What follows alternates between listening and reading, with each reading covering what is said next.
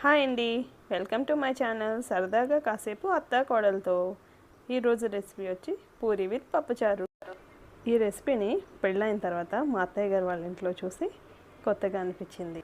ఒక్కసారి ఈ రెసిపీని ట్రై చేయండి, అద్భుతంగా ఉంటుంది. వీడియో మొత్తం చూడండి, తప్పకుండా ట్రై చేయండి. ఎలా ఉందండి?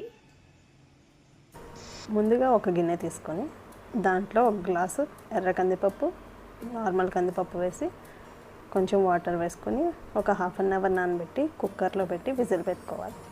తర్వాత పప్పు ఎనుపుకొని పక్కన పెట్టుకోవాలి. ఒక నిమ్మకాయ సైజ్ అంత చింతపండు తీసి కడిగి నానబెట్టుకోవాలి. స్టవ్ ఆన్ చేసుకొని కడాయి పెట్టుకొని దాంట్లో ఒక స్పూన్ ఆయిల్ వేసుకొని ఆయిల్ కొంచెం వేడయ్యాక అందులో ఒక ఆనియన్, ఒక 2 మిర్చి, కొంచెం సొరకాయ ముక్కలు, ఒక ములక్కాడ, కొంచెం క్యారెట్, కొంచెం కరివేపాకు వేసుకొని కొంచెం పసుపు, కొంచెం ఉప్పు వేసుకొని కలిపేసి మూత పెట్టేసి 5 మినిట్స్ ఉడకనివ్వాలి.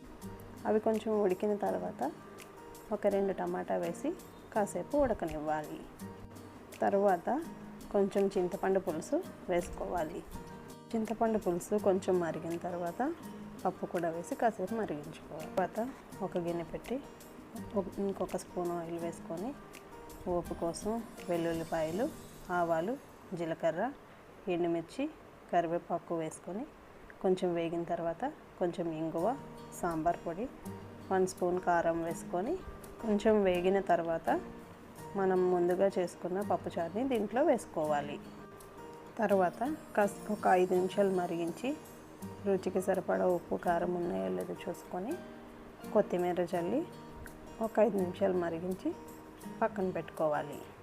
పూరీ కాంబినేషన్లోకి పప్పుచారుని మనం రెగ్యులర్గా చేసుకునే పప్పుచారులా కాకుండా కొంచెం తిక్కుగా ఉండేలా చేసుకోవాలి. నేను వీడియోలో చూపిస్తున్న విధంగా 2 కప్పుల గోధుమ పిండిని తీసుకొని రుచికి సరిపడా ఉప్పు, కొంచెం పంచదార, కొంచెం కరేచునొక్క వేసుకోవాలి. ఇప్పుడు తగినంత వాటర్ వేసుకొని గట్టిగా కలుపుకోవాలి.